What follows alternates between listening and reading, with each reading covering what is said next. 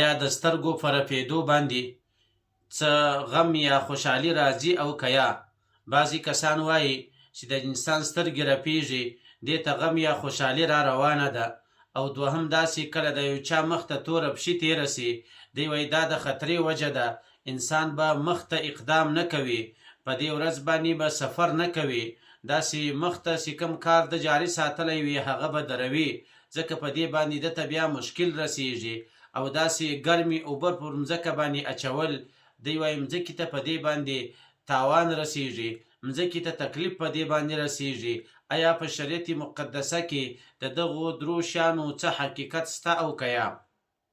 د دې مسئلې جواب دا دی، سترګې رپېدل یا توره پشي مخ ته راتلل او یا داسې مځکه باندې ګرمې اوبه توول، په شریعت مقدسه کې د دغو شیانو هیڅ ثبوت نشته، بلکې دا د زنانو کتاب دی، له ځانه څخه یې جوړې کړي کیسې دي.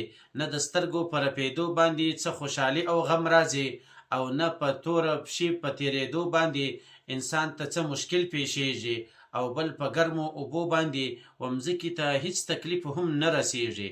دا ټوله له ځانه څخه جوړې سوي کیسې دي، دا زنانه کتاب دی، په شریعت مقدسه کې هیڅ حیثیت هم نه لري.